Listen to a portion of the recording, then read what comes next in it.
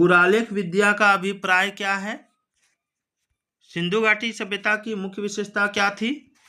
देवी माता की पूजा किससे संबंधित थी? मोहनजोदड़ो में सबसे बड़ा भवन कौन सा है? निम्नलिखित विद्वानों में से हड़प्पा सभ्यता का सर्वप्रथम खोजकर्ता कौन था? फिर है आपका भारतीय संगीत का उद्गम किसमें खोजा जा सकता है? फिर है आपका भारत में वर्ण व्यवस्था किस लिए बनाई गई थी? तो दोस्तों स्वागत है आपका। इस तरह का प्रश्न SSC, MTS, CGL, GD, CHSL, CPO, BPSC, JPSC, JSSC, railway सभी तरह के परीक्षाओं में पूछा जाता है। तो चलिए स्टार्ट करते हैं। आज का वीडियो आपके लिए बहुत ही इम्पोर्टेंट होने वाली है। आज का ये सामान्य ज्ञान, ये जनरल नॉलेज आपकी परीक्षा के लिए बहुत ही लाभदायक होगी। तो चलिए शुरू करते हैं। पहला प्रश्न है कि पुरालेख विद्यालय का अभिप्राय क्या है? सिक्कों का अध्ययन, शिलालेखों का अध्ययन, महाकाव्यों का अध्ययन, भूगोल का अध्ययन, क्या हो जाएगा? तो देखिए पुरालेख विद्या का अभिप्राय पूछा गया है, तो इसका राइट आंसर होगा शिलालेखों का अध्ययन। ठीक है, इसमें अभिलेख या शिलालेख के अध्ययन को पुरालेख शास्त्र कहते हैं, याद रखिएगा। और अभिलेख मुहर, स्तूप, चट्टान और ताम्रपत्र पर मिलते हैं। ये मंदिर की दीवारों और ईंटों या मूर्तियों पर उत्कीर्ण होते हैं। ठीक है, नेक्स्ट सवाल देखिए सारे प्रश्न एसएससी में पूछे गए प्रश्न हैं। अगला है, सिंधु घाटी सभ्यता की मुख्य विशेषता क्या थी? प्रकृति के बलों की पूजा, व्यवस्थित शहरी जीवन, पशुचारण, खेती या जाति समाज? तो सिंधु घाटी सभ्यता की मुख्य व्यवस्था थी व्यवस्थित शहरी जीवन। ठीक है, सिंधु घाटी सभ्यता की मुख्य व्यवस्था क्या थी? व्यवस्थित शहरी जीवन। हड़प्पा संस्कृति की विशेषता इसकी नगर योजना प्रणाली थी।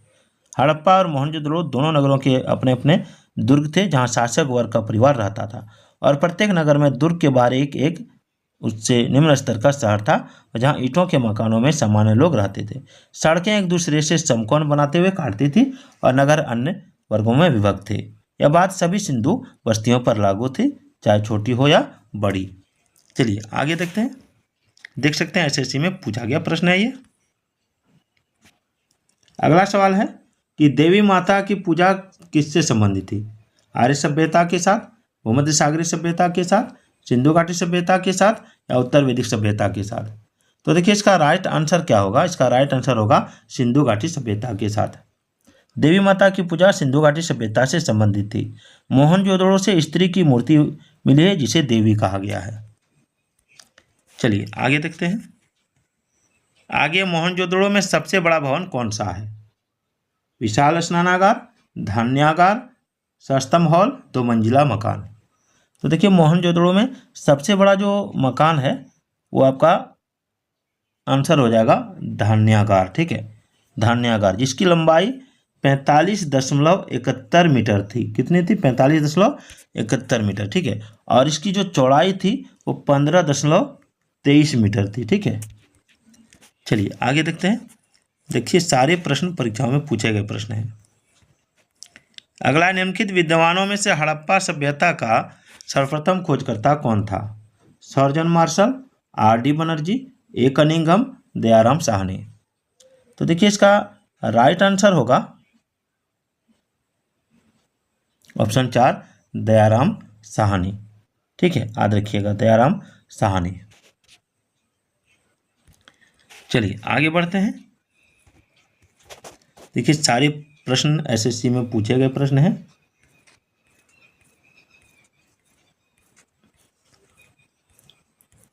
चलिए 6ठा नंबर सवाल देखिए कि किस स्थान पर हड़प्पन समय के रथ की एक प्रतिमा प्राप्त हुई थी?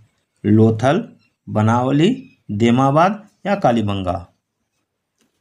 तो इसका राइट आंसर होगा ऑप्शन 3, देमाबाद। ठीक है, महाराष्ट्र के अहमदनगर जिले के देमाबाद में हड़प्पा संस्कृति के समय के रथ की एक मूर्ति प्राप्त हुई है, जिसकी लंबाई 45 सेंटीमीटर, चौड़ाई 16 सेंटीमीटर थी। इसमें 2 बैल जूते हैं, इसमें 16 सेंटीमीटर की ऊंचाई पर खड़े एक पुरुष द्वारा खींचा जा रहा है। ठीक है, चलिए किस जिले में मोहनजोदड़ो स्थित है? लरकाना, मोंटगोमरी, सिंध या उधमपुर? तो मोहनजोदड़ो जो है ये आपका लड़काना में है, ठीक है, लड़काना जिला में, याद रखिएगा। पाकिस्तान का सिंध प्रांत का लड़काना जिला में। और इसका उत्खनन राखाल दास बनर्जी ने 1922 में किया था। देख सकते हैं ये प्रश्न एसएससी जीडी एवं राइफलमैन 22/4/2012 में पूछा गया था, ठीक है। देखिए, भारतीय शासन के प्रतीक ये शब्द सत्यमेव जयते निम्नलिखित किस ग्रंथ से लिए गए हैं? ऑप्शन है उपनिषद यानी मुंडकोपनिषद, सामवेद, ऋग्वेद या रामायण। तो देखिए इसका राइट आंसर होगा आपका ऑप्शन 1 उपनिषद से, ठीक है। देख सकते हैं एसएससी में पूछा गया सवाल है। अगला है कि भारत में वर्ण व्यवस्था किस लिए बनाई गई थी? श्रमिक गतिहीनता के लिए, श्रम की गरिमा को मान्यता देने के लिए, आर्थिक उत्थान के लिए या व्यावसायिक श्रम विभाजन के लिए?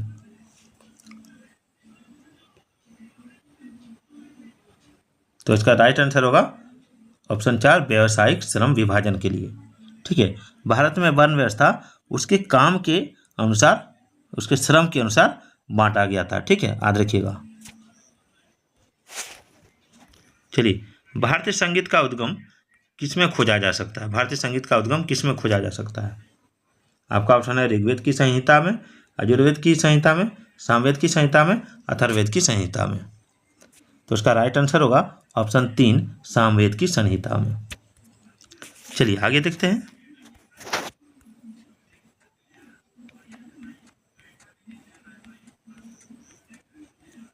अगला नंबर देखिए 11 नंबर कि आरंभिक वैदिक काल में वर्ण व्यवस्था आधारित थी किस पर? शिक्षा पर, जन्म पर, व्यवसाय पर या प्रतिभा पर? तो इसका राइट आंसर होगा ऑप्शन 3 व्यवसाय पर। ऋग्वैदिक कालीन समाज प्रारंभ में वर्ण विभेद से रहित था। सभी व्यक्ति जन के सदस्य समझे जाते थे तथा सबकी समान सामाजिक प्रतिष्ठा थी, ठीक है। और ऋग्वेद में नए शब्द वर्ण रंग के अर्थ में तथा कहीं कहीं व्यवसाय चयन के अर्थ में प्रयुक्त हुआ है। अगला निम्नलिखित में से ऋग्वेद काल के दौरान किसकी जानकारी नहीं थी?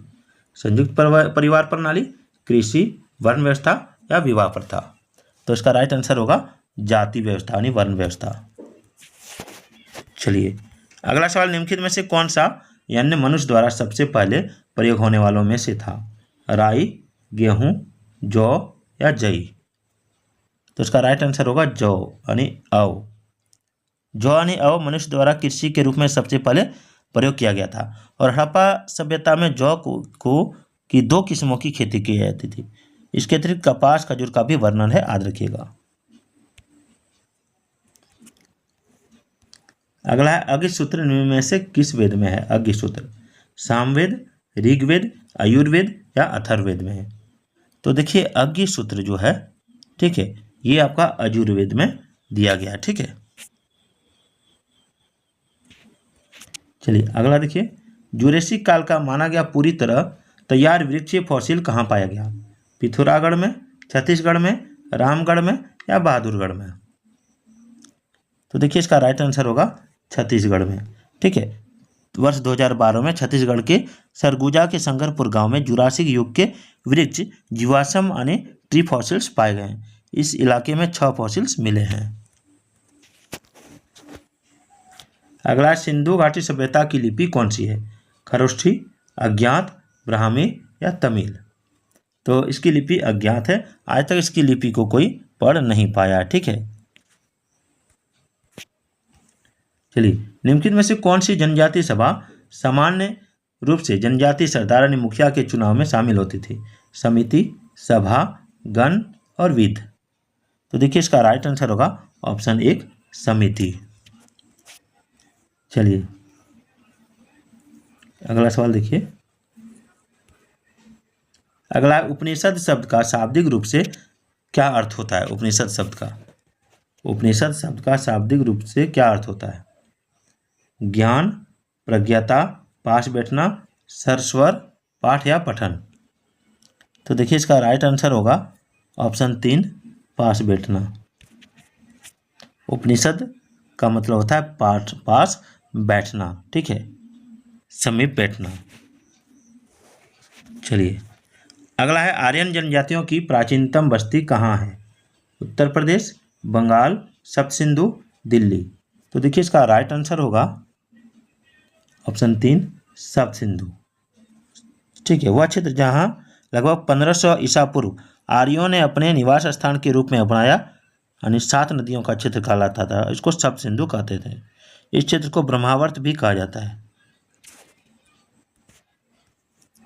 सिंधु अर्थव्यवस्था की ताकत क्या थी? कृषि, व्यापार, चाक पर बनाए गए मिट्टी के बर्तन या बढ़ईगिरी? तो सिंधु अर्थव्यवस्था की ताकत थी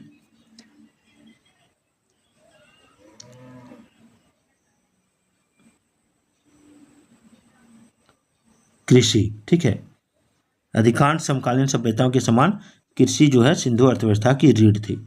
लोग लकड़ी से बने हलों का प्रयोग करते थे। जौ और गेहूं मुख्य भोज्य फसलें थी।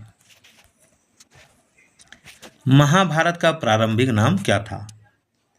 महाभारत का प्रारंभिक नाम कथा सरित सागर, जय संहिता, राजतरंगिणी या भारत कथा? तो उसका राइट आंसर होगा जय संहिता। ठीक है, महाभारत का मूल नाम जय संहिता था। यह नाम वेद व्यास द्वारा रखा गया था। चलिए आगे बढ़ते हैं। सिंधु घाटी सभ्यता में कालीबंगा निम्नलिखित में से किसके लिए प्रसिद्ध है? सिंधु घाटी सभ्यता में कालीबंगा निम्नलिखित में से किसके लिए प्रसिद्ध है? चट्टान कटौती की वास्तुकला, बंदरगाह, कपास की खेती या मिट्टी के पात्र? तो देखिए इसका राइट आंसर होगा ऑप्शन 4 मिट्टी के पात्र। कालीबंगा सिंधु घाटी सभ्यता के प्रमुख स्थलों में से एक है और यह अपने मिट्टी के बर्तनों के लिए प्रसिद्ध था। चलिए आगे बढ़ते हैं। अगला सवाल है कि जिस मनीषी पंडित ने दक्षिण भारत का आर्यीकरण किया था वे कौन थे? याज्ञवल्क्य, वशिष्ठ, अगस्त्य या विश्वामित्र? तो देखिए इसका राइट आंसर होगा अगस्त्य मुनि। ठीक है, अगस्त्य मुनि याद रखिएगा, अगस्त्य मुनि। अगस्त्य मुनि को परंपरागत भारतीय चिकित्सा शास्त्र का जनक माना जाता है और वे दक्षिण भारत के आर्यों से भी संबंधित थे। चलिए याद रखते हैं। अगला सवाल देखते हैं। अगला कि प्राचीन भारतीय सभ्यता का नाम बताइए। सिंधु घाटी सभ्यता, मेसोपोटामियाई सभ्यता, मिस्री सभ्यता, इनमें से कोई नहीं? तो देखिए इसका राइट आंसर होगा ऑप्शन 1 सिंधु घाटी सभ्यता। चलिए अगला देखिए। अब हम लोग चलते हैं 25 नंबर सवाल में।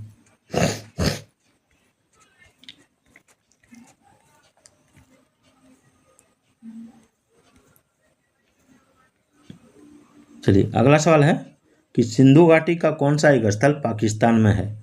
लोथल, कालीबंगा, आलमगीरपुर या हड़प्पा? तो देखिए इसका राइट आंसर होगा ऑप्शन 4 हड़प्पा। हड़प्पा एक पुरातात्विक स्थल है जो वर्तमान में पंजाब यानी पाकिस्तान में है। थोड़ा बहुत पंजाब, थोड़ा बहुत पाकिस्तान में है, याद रखिएगा। ठीक है, विषम शब्द ज्ञात कीजिए। सामवेद, यजुर्वेद, विष्णु पुराण, ऋग्वेद? देखिए 4 वेद होता है, ऋग्वेद, यजुर्वेद, सामवेद और अथर्ववेद। ये तीनों वेद है, बीच में एक पुराण दे दिया, तो यही विषम शब्द है। ठीक है, चलिए सिंधु घाटी की सभ्यता के लोग किसकी पूजा करते थे? विष्णु की, पशुपति की, इंद्र की या ब्रह्मा की? तो देखिए इसका राइट आंसर होगा ऑप्शन 2। ठीक है, पशुपति की। चलिए पशुपति यानी शिव जी हो गए। ठीक है, उपनिषद क्या है? महाकाव्य, कथा संग्रह, हिंदू दर्शन का स्रोत, कानून की पुस्तकें? तो देखिए उपनिषद जो है, ठीक है, उपनिषद है आपका हिंदू दर्शन का एक स्रोत। ठीक है, निम्नलिखित का मेल कीजिए। ठीक है, मोहनजोदड़ो है, इधर स्टेचू ऑफ क्रिस्ट है, इधर हड़प्पा है, इधर पतन है, इधर कालीबंगन है, इधर हल्का चिन्ह है, इधर लोथल है, इधर ग्रेट बात है। तो एक चीज याद रखिए, इसमें मोहनजोदड़ो में ग्रेट बात यानी महान स्नानागार था। हड़प्पा जो है, ठीक है, यहाँ पे मोहनजोदड़ो ही होता, स्टेचू ऑफ क्रिस्ट मोहनजोदड़ो में ही मिला था। ठीक है, कालीबंगन हल्का चिन्ह मिला था, लोथल गुजरात में एक बंदरगाह पतन था। ठीक है, चलिए अगला, निम्नलिखित में से किस वेद में जादू, चमत्कार तथा मंत्र दिया गया है? जादू, चमत्कार तथा मंत्र। तो देखिए जादू, चमत्कार, मंत्र जो दिया गया है वो अथर्ववेद में दिया गया है। ठीक है, अथर्ववेद में।